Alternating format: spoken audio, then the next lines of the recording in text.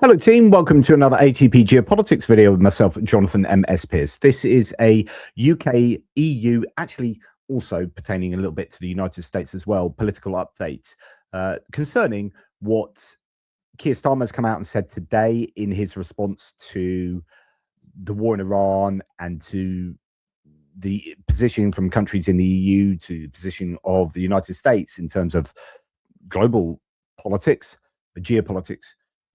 Also concerning what Trump has said and what he's doing with regard to pushing the United States away from its allies and towards autocratic regimes around the world and where that leaves the UK.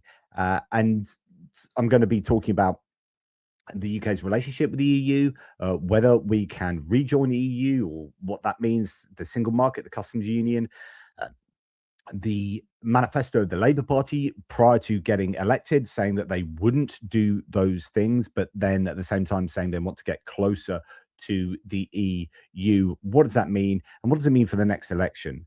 Just a general chat about all of this, because although some people have said, you know, can you not talk about Brexit, not talk about Brexit? Everyone's talking about Brexit right now with regard to, you know, what was done, the economic damage that was done, the lack of getting on top of immigration as a result of leaving the EU, and at the same time, where we're going to go, learning from the past, and whether even the EU would accept us back into the fold. And so much to talk about, and people are talking about it a lot at the moment. It's a conversation that needs to be had because I think our economic future in the UK is somewhat dependent on how close we get to the EU. Right, before we get there, please remember to like, subscribe, and share to the channel. Appreciate all of those who have already done so. Let's get on with some of these details. Okay, so the context here is, well, wide-ranging. There's an awful lot to consider, but essentially, Donald Trump's America, the United States under the Trump administration, has pushed away all of its otherwise what would be considered allies. We have had many analysts say, I was listening to the radio yesterday where one of the major security analysts was saying the United States is no longer considered an ally. Wow, 2026, that was not on my bingo card. And you have had the US getting closer and closer to Belarus, to Russia, to Viktor Orban, and then pushing away the EU member states, Canada, NATO allies, denigrating NATO repeatedly and pushing away the UK, attacking us, mocking our leader. The Daily Telegraph reports today, considering they've had an interview with him, Trump is strongly considering pulling out of NATO. The US president says Vatnik Soup can't simply pull the country out of NATO. 2023 law requires approval from Congress, 2/3 of the Senate, and that's something that Marco Rubio brought to play to withdraw, a safeguard passed largely due to concerns about Trump's earlier threats to leave the alliance. However, he can de facto leave NATO. I think he can just start not fulfilling obligations to NATO, start demanding unrealistic obligations for other member nations to adhere to, such as, you know, he's going hard on the 5%, even though the US isn't doing that, I think an attempt to expect of member states unrealistic things so that he can say, well, you know, you guys aren't pulling enough weight here, you're not doing what's required of you, therefore, you know, we're not going to do X, Y, and Z.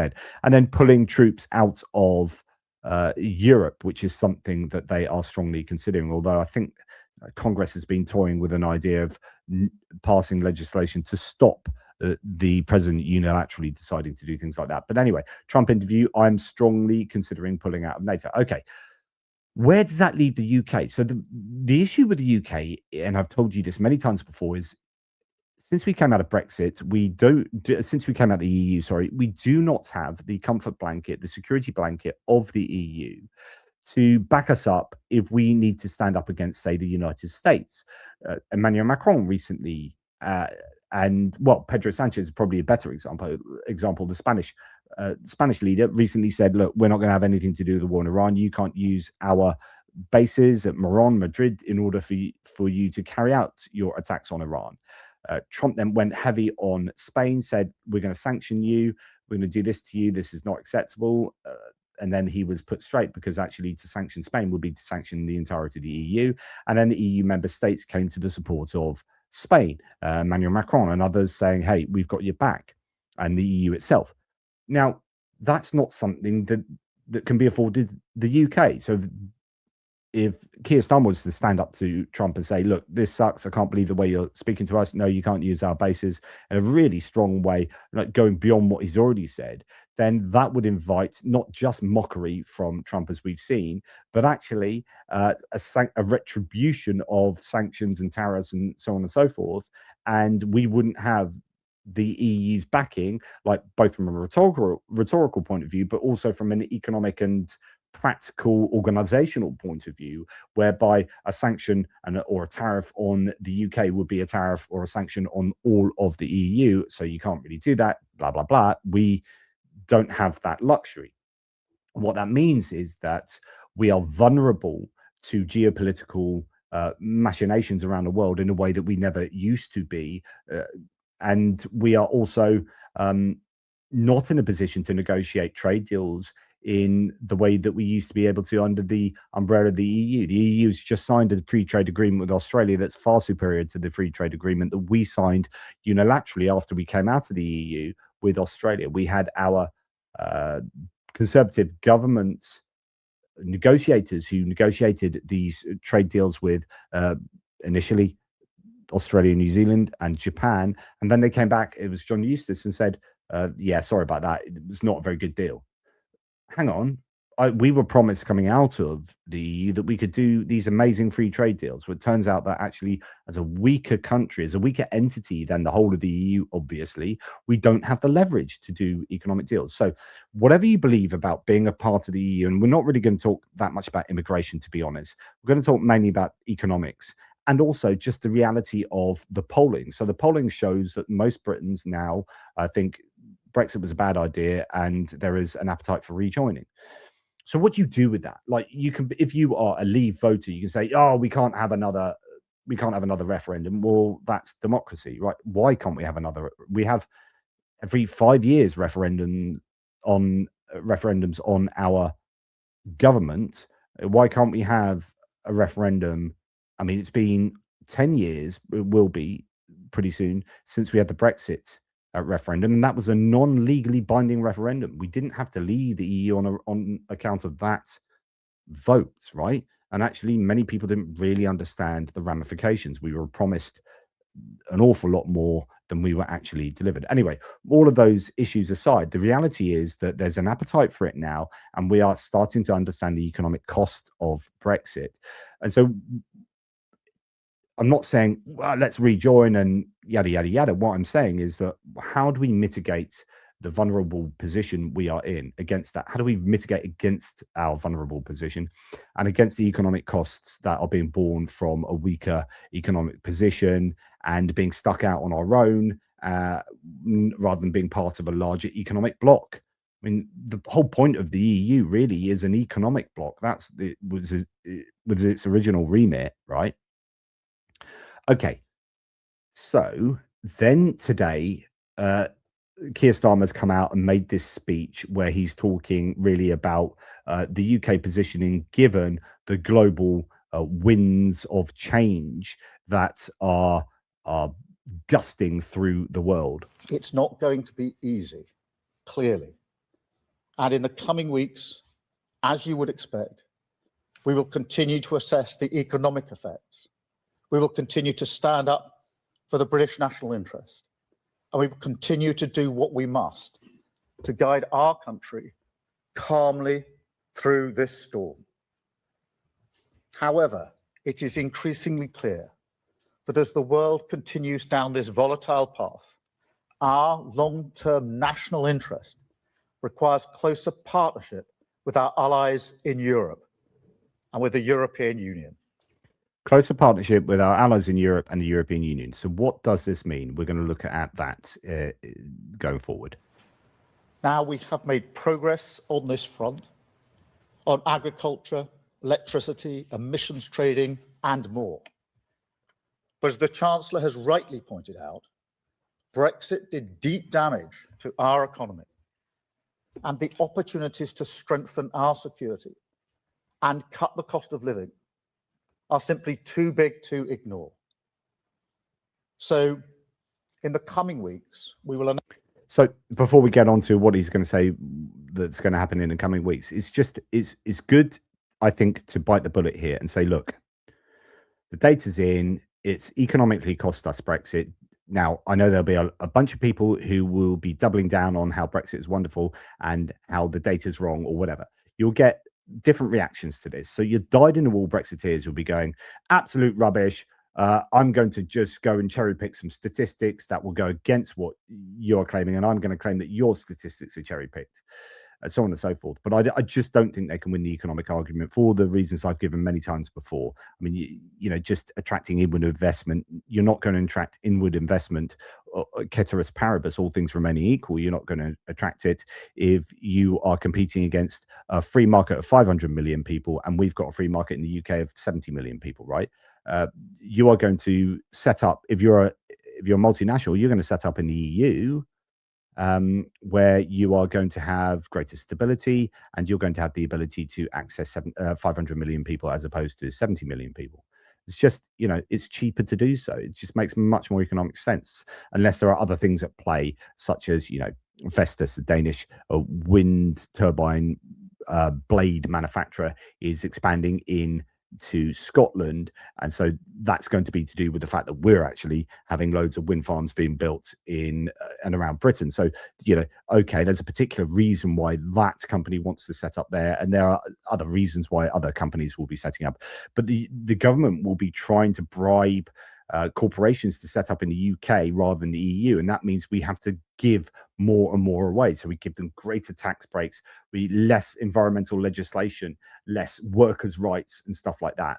And that then means it's a race to the bottom just to attract that inward investment, rather than had we been in the EU and we'd be on a level playing field with the European Union and part of a free trade agreement, a trading bloc with 500 million other people.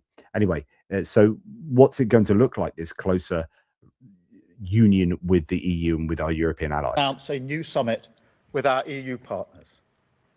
And I can tell you that at that summit, the UK will not just ratify existing commitments made at last year's summit. We want to be more ambitious. Closer economic cooperation, closer security cooperation, a partnership that recognises our shared values, our shared interest, and our shared future. A partnership for the dangerous world that we must navigate together. Now, I fully 100% agree with him here. But the problem for Keir Starmer is his Labour manifesto for getting elected into government means that he is completely constrained in what he can do with regard to the relationship with the EU going forward, unless he breaks those promises, and then he'll get hung out to dry for breaking those promises. But, you know, in an attempt to keep the working class Labour voters who might have gone who voted for Brexit, who were getting attracted over to reform, there was this promise that, hey, we're not going to rejoin the EU, don't worry about that. I'm just going to make sure that we deliver a Brexit that's successful for you guys. But then getting into power, you're like, right, okay, the banks are empty, the coffers are empty. How do we improve our economic standing here? Well, we need to get closer to the EU. Well, we promised that we can't join the customs union and the single market. So, and we'll talk about that in a second. So, that leaves us in a bit of a bind. Here we have a June 2024 piece from the Labour list saying Labour manifesto will honour Brexit and be confident of our status outside of the EU. So the party's policy document declares it will be, quote, confident in our status outside of the EU, but expressed the desire for the UK, to be a leading nation on the continent, which I think it is fulfilling. Actually, it also rules out a return to the European single market and the customs union, or a reintroduction for freedom of movement. So it comes following a pledge from the Liberal Democrats to rejoin the single market in their general election manifesto, which was released earlier in the week. Okay, so that's going back to 2024, where Labour promised we won't join the customs union or the single market. And just to remind you, for those who don't necessarily know, Americans, British, Europeans, who we hear these terms but forget what each of them means. So the customs union is an agreement between EU member states to eliminate tariffs on goods traded among themselves and to adopt a common external tariff on goods imported from non-member countries. What that means is, you do a trade deal with the EU and you do a trade deal with all the member countries of the EU, and there will be a tariff put on your goods coming into the EU. And also there'll be general agreements between all member states of the EU, et cetera, on tariffs, right? So tariff-free trade, no customs duties between the member states. So your free trade bloc, and then a common external tariff. Now, what's the EU single market? That is a whole different kettle of fish. The single market is a broader economic framework that allows for the free movement of goods. So it's these 4 pillars of the EU. Free movement of goods, services, capital, and people, labor. Now, while some people, if they don't really understand the EU, might think the Schengen area, this kind of free movement of people thing is like, oh, that's a nice political, moral thing about just allowing people to move because we're all like cozy with each other. No, it's a neoliberal principle. I mean, the heart of the EU, and this is kind of one of the tensions of the EU, one of the almost contradictions, is that people accuse the EU of having regulations, too much regulation, but it is at heart a neoliberal, like classical economic liberal agreement whereby we want frictionless trade. And in order to have frictionless trade, you need to be able to move goods, services, labor, and capital around freely. Once there's frictionless movement of those things, you can get economic equity across this trade bloc and have competitive advantage, therefore, over kind of smaller entities and whatnot outside of the trade bloc. But essentially, that is about creating a strong economic union of countries that can compete globally. So the single market is different from the tariffs of the customs union. That's all about tariffs. This is about free movement of goods, services, capital, and people. So the single market guarantees a free movement of goods, services, capital, and labor among member states, and it involves the adoption of common regulations and standards to facilitate trade and ensure fair competition. The single market not only eliminates tariffs, but also reduces non-tariff barriers following a more seamless economic interaction among member states. So there's some overlap there, but it is a different thing to the customs union, right? So the question for the UK is, well, do we want to be part of either of those things, part of the kind of tariff framework or to allow free movement of people? So for example, if I'm correct in saying Norway allows free movement of people, but it's not a full paying member of the EU. And it's got this weird relationship, or this slightly different relationship with the EU, where it can't vote and so it kind of, I presume it's kind of pays in somewhat to the EU, but it doesn't have voting rights, but it does have free movement of people, goods, services, and labor, and capital, right? So there's an example of a slightly different relationship that the UK could have, and it could have had. So there's this discussion after Brexit as to what Brexit we would have. A hard Brexit's just get out, do nothing, we're on our own, we don't want anything to do with the EU. And people were worried about that. So there was this promise that, oh, we won't have a hard Brexit. We'll try and have maybe a Norway plus, maybe a Canada plus, or whatever. These different kind of relationships with the EU, like a Switzerland relationship. But in the end, we didn't have any of that. We had a hard Brexit, and we're feeling the ramifications of that. Now, interesting to say or to see that Norway and Iceland are now really strongly considering joining the EU, because they look at the UK, see that it wasn't a great success, and then want to join, given the vulnerabilities of sitting properly outside the EU. So the global headwinds at the moment are meaning that countries that previously have been less likely to join the EU are now much more wanting to join the EU. And also countries that were thinking about leaving the EU because the UK left. So you were thinking, was there going to be a Brexit? Is there going to be a German exit or French exit or whatever. Actually, you even had Marine Le Pen saying, maybe exit's not, maybe we just want to rejig the EU from within. Maybe we just want to change the EU rather than do a hard leave like the UK, because actually, turns out it sucks for the UK. Now, we don't, in the UK, you've still got kind of 40% of the population thinking, yeah, Brexit was great, thank you very much. But from outside the UK, from Europeans looking in, it's been seen as a disaster, right? And so something for them to learn from. Question for us is, do we look at Norway and Iceland to go, yeah, actually they want to join because they understand the vulnerabilities of being on the outside looking in? Is that something that we should be considering ourselves as well?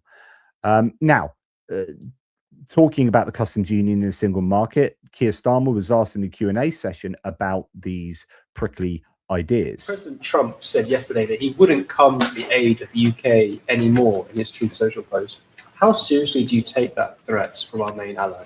Well, it's very important that we're clear. There's been a good deal of pressure on me to change my position in relation to joining the war, and I'm not going to change my position on the war. So whatever the pressure, whatever the noise, I'm the British Prime Minister and I have to act in our national interests. I should say that on defence and security and intelligence, we're obviously working closely with the US, as we always do.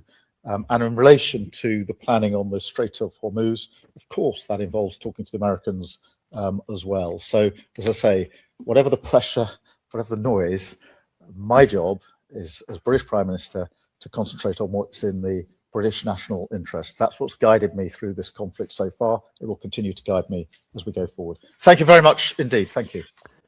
Okay, so that's the start of the conversation. Is like America's putting loads of pressure on the UK. He's talked about there being all this noise and pressure for him to change his decision. He's not going to change his decision, so he's being strong on that. But there's then this recognition that, okay, well, all the pressure from over there, we are going to need to get closer to the EU in terms of security.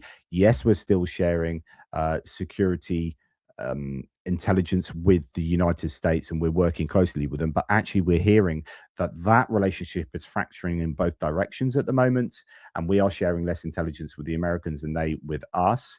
And there's this desire to create a kind of Five Eyes type equivalent with European nations, instead of having the Five Eyes of UK, Canada, New Zealand, Australia, and the United States working together in intelligence. We're now realizing that we might need to do some closer work with our European allies. But anyway, customs union or single market, what's going on there? Hi, Prime Minister. Jack Elson from The Sun. Can I just pick up on that point? Do your manifesto commitments not to rejoin the customs union, free movement, or single market still stand? And you previously said from this podium that you wouldn't be forced to choose between tethering Britain closer to either Europe or America, but it does seem that you are engaging with closer negotiations with Europe and you have a deteriorating personal relationship with Donald Trump. So is it fair that you are actually choosing Europe over America? Well, and that's a good question from The Sun there. What's it going to be? Your manifesto said no to all of these things, and yet that's the most likely form of getting closer to the EU. And deteriorating relationship with Donald Trump, you are naturally going to want to get close to the EU. What does that look like? Manifesto commitments remain, but we made it clear in the manifesto that we wanted a closer relationship with Europe. So that is perfectly consistent with our manifesto. Now that's absolutely true. So he's right. The manifesto, as I just kind of summarized earlier and read a little bit from a summary of it, did say we want a closer relationship. We want to be a major player in Europe. And it also said no to the single market, no to the customs union. The problem then is, well, what does getting closer to the EU look like? And the only scope it leaves you with is doing these domain specific deals, like agricultural deal with the EU, this deal with the EU, working hard at like doing a bit here and a bit there. The thing he's going to lean heavily on, and for understandable reasons, and this is correct, is defense and security. And I talked about that months ago, saying actually you will see Starmer and the UK get closer to the EU in the domain of defense. They will use that as the vehicle to create this closer relationship with the EU, not only because that's needed. We do need to get closer security and defense relationships with the EU. That'll be good for our business. So I think it's the best way in to have a closer industrial relationship with the EU. But the problem there is, so say you've got the safe mechanism, which is this cheap loan mechanism that the EU is putting forward at the moment for 150 billion euros to start with, maybe going up to as much as 800 billion euros, where the EU is going to rearm itself. We have got a massive defense industry in the UK. We want a piece of that. But the problem is, in order to access that, the EU was saying, well, because you're not in the EU anymore, you're not in the customs union, you're not in the single market, you're going to have to pay 6 billion euros just to access that funding to get you some contracts. And by the way, we're going to allow Canada to access that for 10 million euros or whatever small fry money it was. Now, the difference in that money is largely because Canada got much smaller defense industry. They're not integrated in Europe as the UK industry already is. And so if we were to do business with the EU, it'll be on a totally different scale to what Canada was. But yet, even given that asymmetry there, what the EU, particularly France, were demanding was still way too high. So there's an element of protectionism coming here. And how do you get over that? So, yeah, we want a closer relationship with the EU, the UK, but like you guys also, and I understand why, by the way, the EU is doing that too. I understand why they're putting punitive costs on the UK to enter into their safe program, because at the end of the day, they want to protect their own industries for their own member states. That's their group. That's their little club, right? And we're not in that club. So they're saying, well, if you want to access all the goodies from our club, you need to be a member of the club. And if you're not going to be a member of the club, then you have to pay crazy money to get all the goodies from our club. So which the UK went, no, okay. So we're at the moment, I'm not sure where we are at the moment with the safe mechanism, but it doesn't look like we're agreeing to that. I think they've reduced it from 6 billion to 4 billion to access it. Canada are happy, like, yeah, we'll pay that. It's kind of small fry, and we'll get probably some a little bit of a kickback, a little bit of return on investment for that. The UK has gone, no, that's too much for us. But then the question is, well, okay, well, if we can't really access the safe mechanism without paying crazy money, without being a member of the single market or the customs union, but we can't do that because the Labour manifesto said we can't do that, then I'm not going to choose because I think it's in our interest to have a strong relationship with the US and with Europe. But I do think that when it comes to defense and security, energy, emissions, and the economy, we need a stronger relationship with Europe. I actually think that will help strengthen our relationship with the US. And he's right. Everything he says here is right, but it's lacking in, well, okay, but what does a stronger relationship with Europe look like if you're already discounting rejoining single market and the customs union? Because successive presidents have said that Europe needs to do more on their defence and security. I've long argued that with European colleagues, that we should be doing more. And that's not just, for example, on defence spend, although it is on defence spend, it's also on how we spend, how we collaborate, cooperate.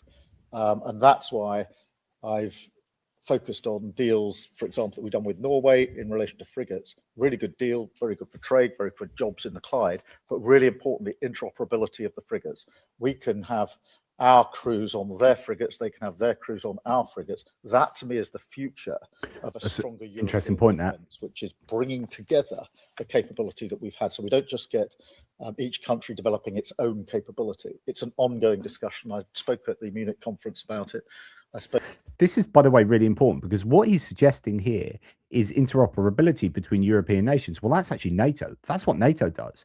So essentially, he's laying the groundwork, you could argue, for a European NATO, saying, well, we need to be able to, it's not just about having 155mm artillery shells is the NATO standard, right? Have these standards. So if you produce these shells, you can fire those shells in any NATO artillery piece, and you can make those shells in any NATO country or whatever. You know, he's now saying that well, from a European point of view, we're selling these frigates to Norway, and then Norwegian sailors can be on our ships, and our sailors can be on Norwegian ships, and we'll still be able to operate kind of seamlessly. And that's that kind of interoperability I'd like.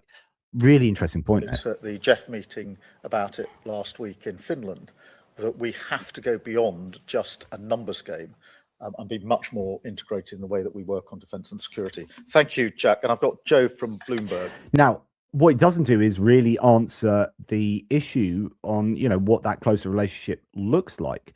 He's talked about security interoperability, which is as interesting as that is, didn't really answer the kind of manifesto. Well, he did answer that. He answered it. He said, we are going to keep our manifesto pledge. But I just want to know what that looks like if you can't join the single market or the customs union. Here's another question. Morning, Prime Minister. I wanted to pick up some of what you said about close relationships with Europe. Do you believe, you said before that you don't think it's right for the UK to rejoin the customs union. Are we heading towards more of a rejoining of the single market? Is that something you think would improve Britain's economic future? Well, I do think that we should strengthen our cooperation on defence, security, energy, emissions, and the economy. And on the economy, the steps we've taken so far have been in relation to the single market. And I'm ambitious that we can do more in relation to the single market, because I think that's hugely in our economic interests. Obviously, this is a matter of negotiation. And I don't know what he means by that. So he means steps towards rejoining the single market without rejoining the single market. So we do things that maybe free movement of services and free movement of goods, but not have free movement of people. That kind of, okay, technically we're not joining the single market, but we're doing elements of the single market. Or does he just mean getting closer without being in the single? It's difficult to understand really where he's going with that,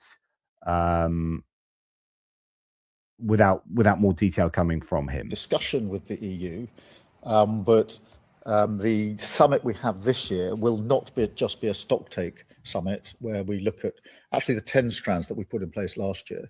It will be a deliberate ambition on our part to go further than that and to cooperate more deeply, including in the economic sphere. So thank you, Jessica.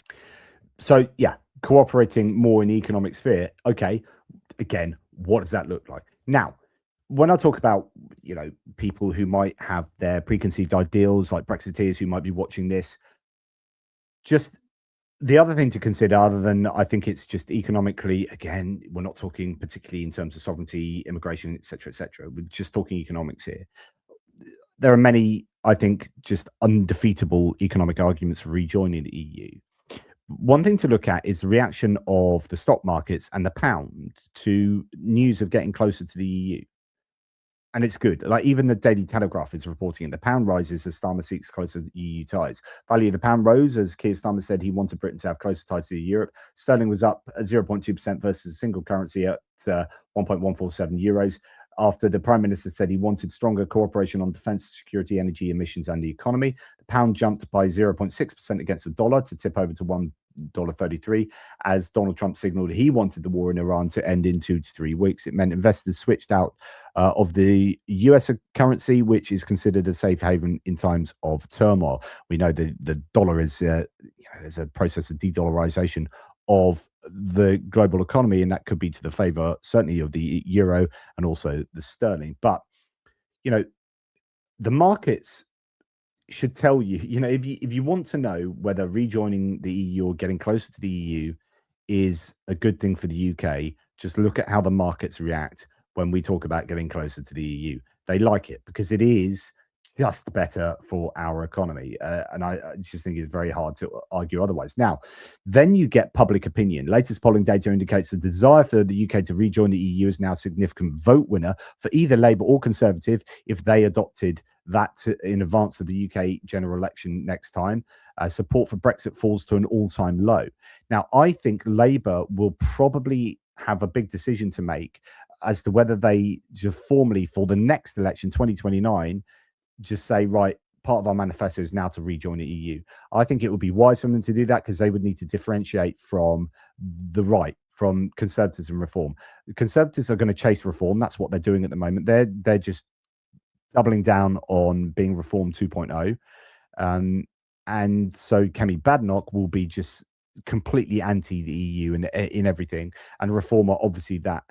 Now the problem here is that the next election is probably going to be a rerun of the Brexit, really divisive time that was in British politics, a rerun of the Brexit debate and referendum. And the problem is that that was incredibly divisive. People didn't have enough information at their fingertips. Now we're starting to get at least some data of how it has actually tangibly affected the UK economy. And we've got here this one particular opinion poll. If there was another referendum on Britain's membership of the EU, how would you vote? We've got 52% remain, 29% leave, and 19% undecided or don't know. And that's a massive difference from 52-48 the other way. But actually, don't know. So, this would be 52-29 in favor of rejoining or remaining now.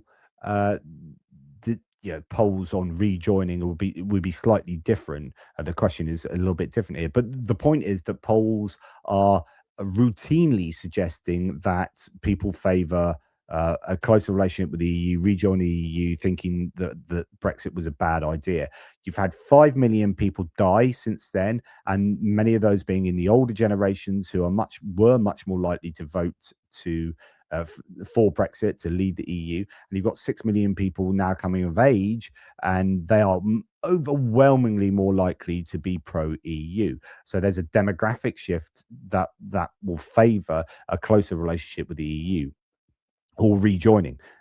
Now, Brexit has had a significant, persistent and measurable economic impact on the UK, reducing GDP, investment, productivity and household incomes over the past decade. So more and more reports and meta-analyses and analyses are coming out now to suggest that Brexit has genuinely cost us. I'm not going to go into the details. You can pause the screen now and look at a synopsis here from Copilot on the impact of GDP and growth, investment, employment, productivity, public finances and tax revenues, household impact and living standards, trade and foreign direct investment, and long-term outlooks. It is essentially, I think, now fairly conclusive that Brexit was a bad economic decision. Now, you might think that's fine because at least we don't have free movement of people and therefore European immigrants. But the problem with trying to sing its praises from an immigration point of view is that the way the Conservatives dealt with Brexit after 2016 was then they changed the legislation to allow loads more, as it turns out, brown-skinned people and their families and student visas and all sorts to come in, so that actually legal immigration went through the roof as we were unable to get people into the NHS, into different forms of employment. We were used to rely on Eastern Europe or European migration to help us out with all sorts of things. Now we close the doors. We're like, oh, who do we get to do X, Y, and Z? I mean, I've got multiple sclerosis. He was excellent. I had a neurologist who was Polish, right? He was my first neurologist. He went back to Poland, as it turns out. And that's a kind of, I guess, a little bit of a reflection of, okay, well, now we need to get neurologists in from goodness knows elsewhere. And it turns out that many of the people that come in as a result of Brexit now on work visas legally, because actually, if you've got an issue with immigration, although you'll shout about small boats, there were no small boats, by the way, coming in onto the shores last week. We had a week of zero. That wasn't in the news, was it? Anyway, I had a week of zero small boats entrance. But anyway, it's actually legal immigration that's far more of a scare quotes problem if you think immigration is a problem. And that went through the roof after 2016, particularly around the 2020 sort of onwards period. That's then been curtailed. The Conservative government realised that was an issue, started curtailing it, and Labour have continued that since then. But anyway, there are, if you're trying to sing the praises of Brexit on an immigration point of view, unfortunately, the data doesn't really defend that. then what you'll have is people from Reform and the Tories, indeed, who are still massively anti the EU and pro Brexit. They will argue, well, it was just badly done. And that's definitely the narrative you see coming from the right. Here's Richard Tice, who is one of the big guns of the Reform Party, talking about what Keir Starmer has just said, saying absurd. Starmer's ludicrous suggestion to get closer to the EU, a failing economic bloc that has also a long track record of failing to invest in defence. And of course, I mean, he's not been paying attention for the last 3 years, has he? Last 4 years. European defence has gone through the roof. Investment's been massive. European defence has been a much bigger, it's getting a much bigger return on investment and is a much better bet than American defence over the last year and a half. Because of the war in Ukraine and the safe mechanism and the funding that's going into European defence as they circle the wagons in the EU. The question is, do we want to be a part of that? Yes, we'd love a load of those contracts. Thank you very much. Richard Tice is just completely not understanding or willfully being ignorant of the reality on the ground in Europe. He says, let's remember the EU became way too reliant on Russia for gas, so their judgment is not to be trusted.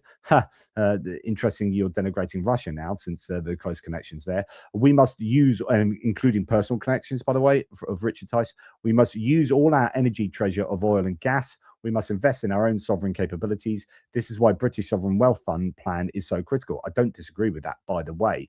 I think we should have a sovereign wealth fund, but you know, that goes back to the privatization of all of our resources and assets during the 1985-86 Thatcher years. Anyway,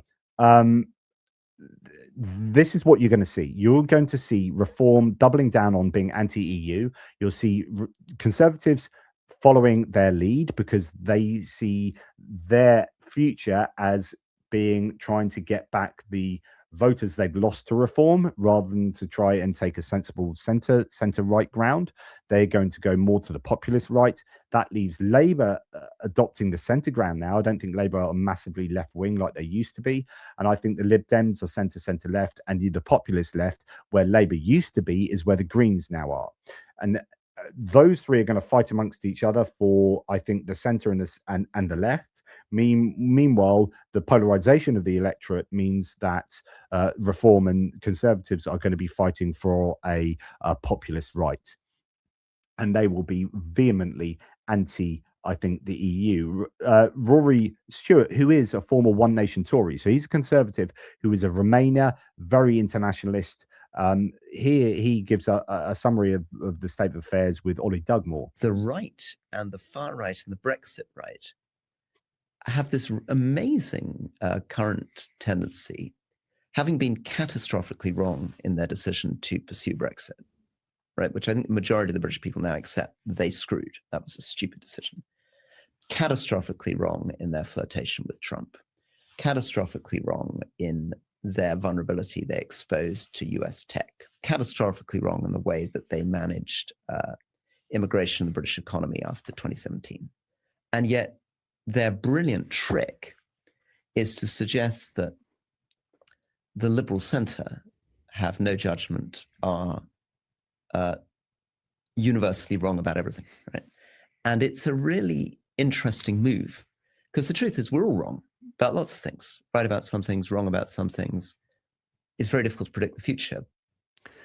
But the idea there is like, you were the guys who got it wrong. You did Brexit. You forced that through. It was Nigel Farage. It was his idea. It was his plan. He got the hard Brexit. And now you're saying, oh, Brexit wasn't done well enough. And actually you guys in the liberal centre are still wrong.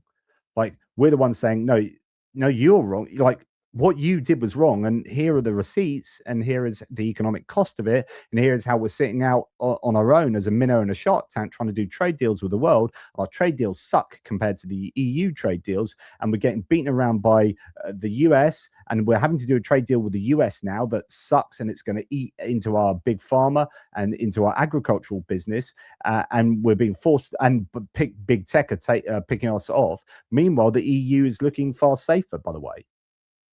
And yet now you turn around and just say, we're the ones that are wrong. And that's your Richard Tice. That's your Richard Tice position. Absurd. the absurd thing is to think that we can fight off big tech and big pharma and big agri-businesses from the US as they try and enact a trade deal on us that is completely catastrophic for our own sectors. You think that we can do that we can withstand that pressure without the security blanket of being in the EU?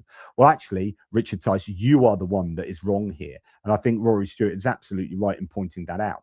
Now, Prime Minister Anthony Albanese is poised to strike a long-delayed $110 billion free trade deal with Europe as both sides aim to fortify relations with like-minded nations at a time of global economic uncertainty. Actually, that has happened now. And some of the farmers in Australia have been complaining because actually the deal is so good for the EU. The UK government is opting for the EU over Trump. They won't shout this from the rooftops, but this is the implicit political message from Rachel Reeves's May's lecture the other day. No partnership is more important than that between the UK and our European neighbours. So we're getting the Chancellor of the Exchequer and the Prime Minister singing from the same song sheet. Meanwhile, Australia have done this great deal, this deal with the EU, which benefits the EU. And then our farming community is looking at the EU's deal with Australia and going, hang on, how come our farmers got bested by Australian farmers when we did a trade deal? Now the EU's done a trade deal that's much more beneficial for the EU. So our farmers would have been much better off in the EU if we'd stayed in the EU and had these sorts of deals that the EU is managing to get with India, with Australia, with all of these nations, that's putting our trade deals to shame. Now the Finnish president, Alexander Stubb, I think has it right here. Brexit was a colossal mistake. I was expecting applause on the note. No, you're just worried what I'm going to say next. I am too diplomatic to express exactly what I think about those who promoted Brexit during the campaign and those who still think that Brexit is a good thing. It is not for me to say, because I still come from the outside. I'm the only person in our family who doesn't have dual nationality. But I do think it's not only shooting yourself in the foot, but it's like amputating your leg without a medical reason for doing it. He feels very strongly about that. And I've got a lot of time for Alexander Stubb. In fact, we're going to listen to him again in a second. So he is very clear on what he thinks about the UK leaving the EU, and as he said at Chatham House. So let me be pragmatic by suggesting that we need to deepen our integration and cooperation in at least 3 areas. One is security, and especially in intelligence and defense. That's what Keir Starmer said. 2 is the economy. Likewise. And yes, on customs and the internal market. Now, that's, of course, he doesn't care about the Labour manifesto pledge, but Labour's manifesto pledge is they can't do that. Get out of the mindset that the UK should not be a part of the customs union, or the UK should not be a part of the internal market. Think about a flexible way of dealing with it. And thirdly, technology, so especially research, education, and innovation. Our interests in Europe and the UK are the same. Our values in Europe and the UK are the same. We need a UK voice in Europe. We really miss you guys. I mean, I'm serious. We really do. On the internal market, on competition, on reform, all of these things, on climate change. You Brits always consider yourself to be a pragmatic people. Let's see how pragmatic you can be about it. Let's work on this together. So he's really strong about that, and I think he's absolutely correct. Now here's Pedro Sanchez, a Spanish prime minister, on leading with the rest of his politics here. Economic growth, of course, more defense obligations and security obligations, the debate of migration. I think that the UK needs to, with all due respect, the UK needs also to reflect on the decision taken with the Brexit. We're now in a position, as it happens, I don't think Nigel Farage will become Prime Minister, but it's not impossible. So there's one of the 2 big drivers of the campaign to get Britain out of the European Union. And even as though you said earlier, a lot of Brits think it's been a complete catastrophe, how is it that one of the chief architects of it is now being talked of as a future prime minister? So I think what Rory's saying is that's what Rory Stewart said earlier, which is these guys are blaming, he's the architect of this catastrophe, and yet they're blaming the Liberal centre as being wrong, etc., etc. It's like taking no responsibility for the economic vulnerability that the UK finds itself in, and then is still, flailing about blaming others rather than accepting that Brexit probably wasn't the economic sunlit uplands that they were promising. You seem to be suggesting that Britain needs to be far more confident about embracing its obvious economic and political future. Indeed. Yeah. I think that is a big question mark that British should answer. We need to keep that alliance. Brexit was a terrible loss, not only for British, but also for the European Union. We have also lost one of our major, let's say, political actors when it comes to international politics and welfare of the European Union as a whole.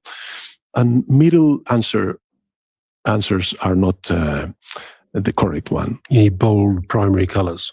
Exactly. I think it's important to open that debate, but once again, of course, it will polarize the citizens in Britain, and this is a very difficult debate to face. Yeah.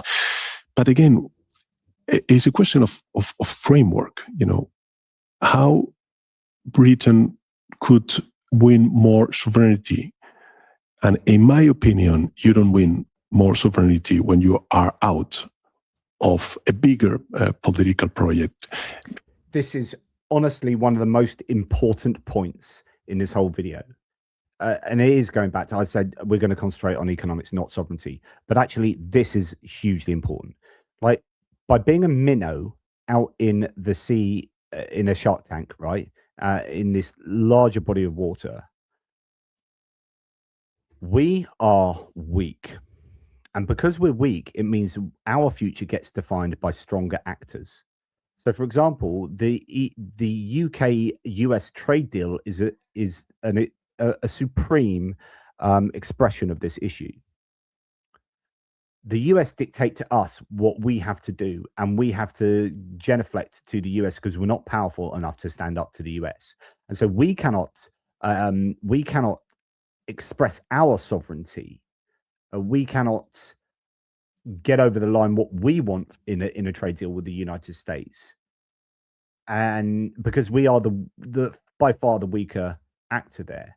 Now, when we're in the EU, we could express our sovereignty and our will far more, because it was largely aligned with the EU anyway in terms of doing trade deals with other nations.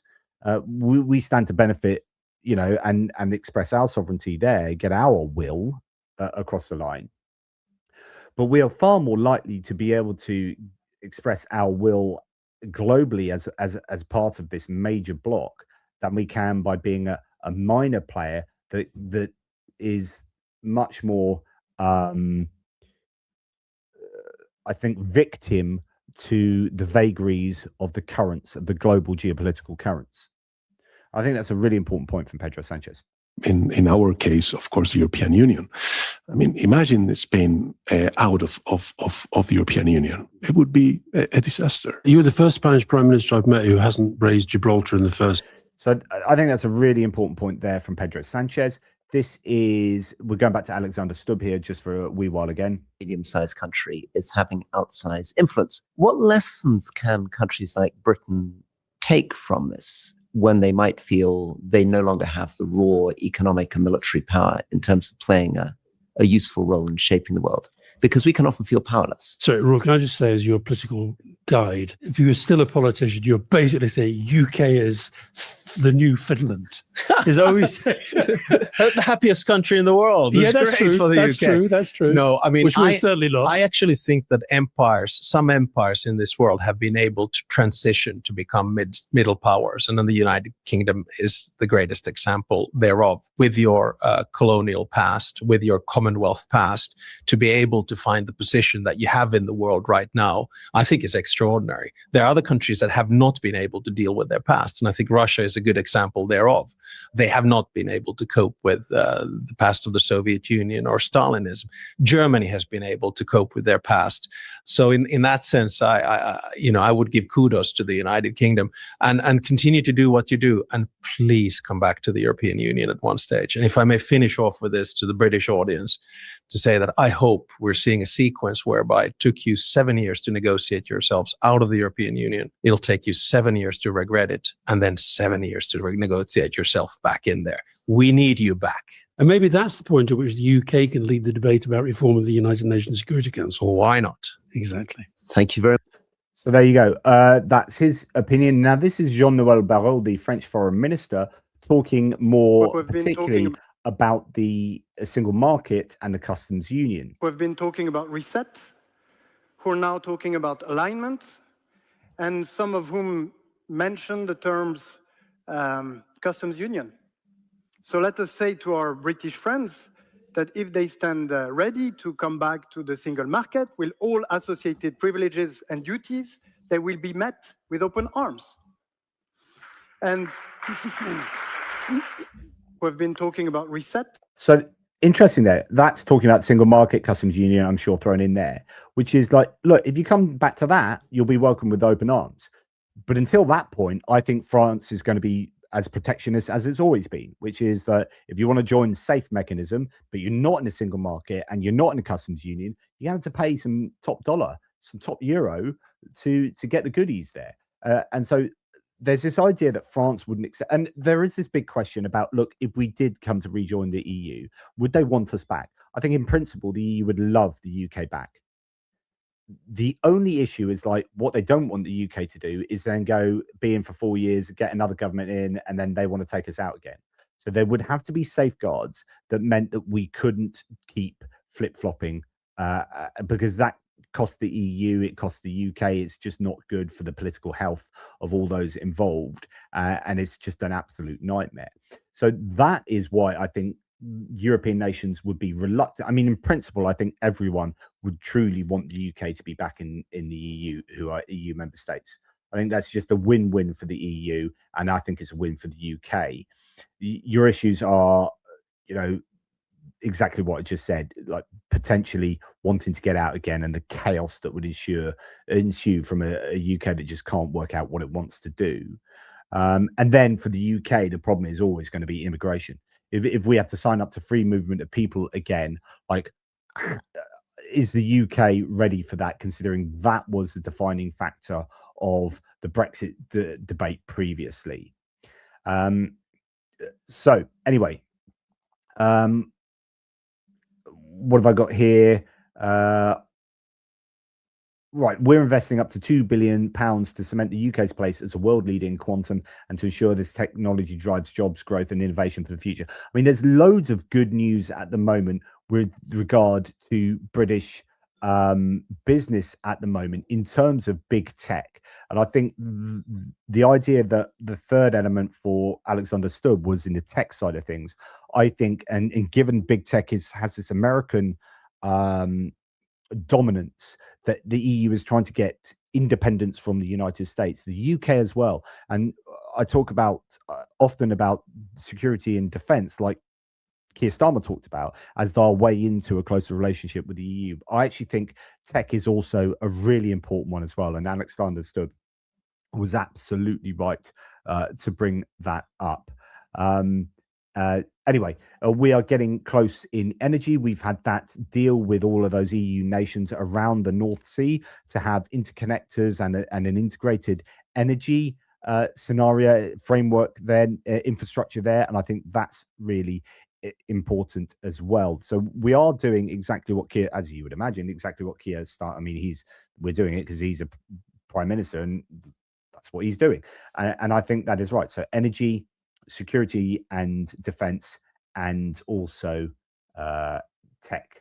But is it just going to be a set of domain specific deals that we do, or is someone going to bite the bullet and, you know, get us into the customs union and or the single market? Now, At the same time, people in the UK are going to be slightly perturbed that there are many movements around Europe on the populist right that want to get their countries out of the EU. Poland is a great example where Poland has really benefited from being in the EU. It's had massive economic boom directly as a result of being a member of the European Union, and yet the populist right, fueled by Trumpism and Putinism, want to extricate Poland down to the EU. Poland's Conservative Law and Justice Party, they're ramping up Ukraine skeptic rhetoric ahead of upcoming elections in what analysts say is a bid to win back far-right voters after its 2023 defeat. So Law and Justice Party has been leaking voters to even further to the right, the Confederation Party. And this is just an example in Poland, but you're going to have a growing Eurosceptic, ultra-nationalist, anti-Ukraine, pro-Russian movement inside Poland. That is a challenge. Donald Tusk has talked about that being a real challenge, but that's going to be replicated across Europe. So you've got, and then on the other hand, you've got Spain with the socialists over in Spain having a really good economic boom at the moment. The deficit is at the lowest it's been in 18 years. It's a socialist government having an economic boom, very pro-EU there. And actually, it's a bit of a renaissance for the centre and centre-left in France as well, possibly as a result of Trump becoming this bogeyman for the Europeans as he's attacked Europe. Actually, you might get a movement away from the populist Trumpian right, back towards the centre right, the centre, and the centre left in a way that's more pro-European. So, Europe at the moment is tussling with where it sees its direction going, and the UK is looking at going, "Oh, we don't want to get back into Europe and it to be unstable. We want it, to benefit us as much as it will benefit Europe, but we don't want to be jumping into some massive tidal wave of populist right-wing Euroscepticism. But hopefully, the world is going to learn its lesson from Trump. And then you get this fascinating scenario where AfD, which is your Trumpian populist right, actually saying, yeah, no, US troops can leave the country, which is right. We're thinking Trump is being a bit of a douchebag at the moment, and we don't want US involvement in Germany. But then that could be exactly what Putin wants, and they could be just doing the bidding of Putin there, which is undercutting NATO, getting rid of American NATO troops in Germany. Brilliant. That sounds great from a kind of nationalist, almost an European independence point of view. You can see that as almost being pro-EU. In reality, it's much more likely to be pro-Putin. But anyway, far-right alternative for Germany party has called for the US to pull all its troops from the European country after reports suggest the US President Donald Trump is considering withdrawing American soldiers from the country. The co-leader, Tino Kruppala, told a party gathering in East Germany on Saturday that the country should chase an independent foreign policy, starting with the removal of American soldiers.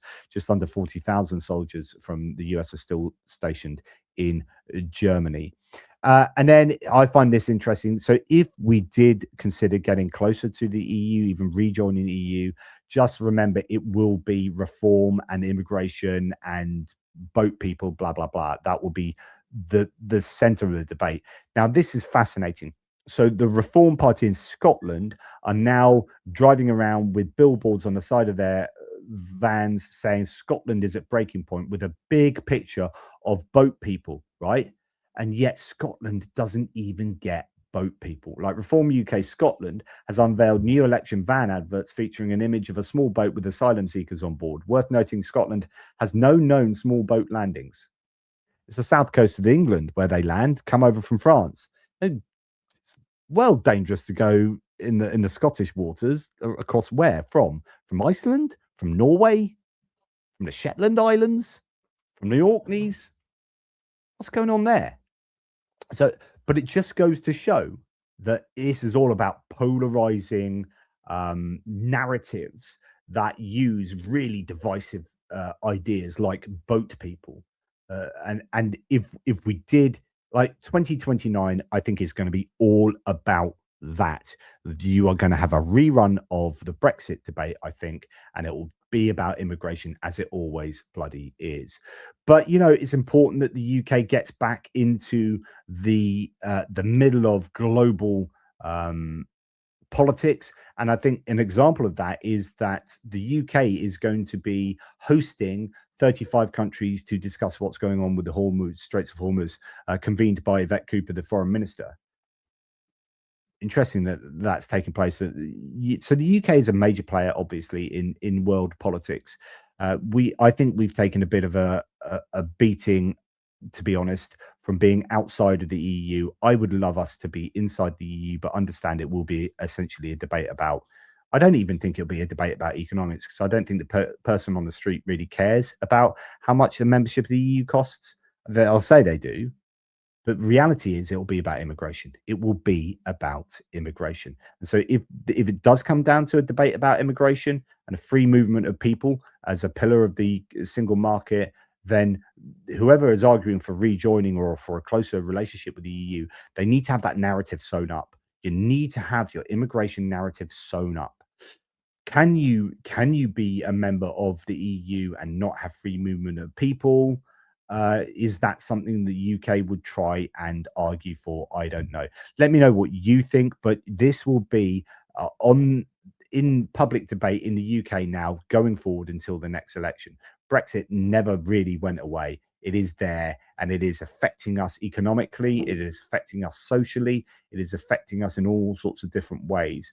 The present government is recognizing more and more overtly the costs of Brexit and wants to reverse those costs. But we are going to be welcoming a new era of divisive, immigration-laden political debates. That's enough from me. Take care. Speak soon.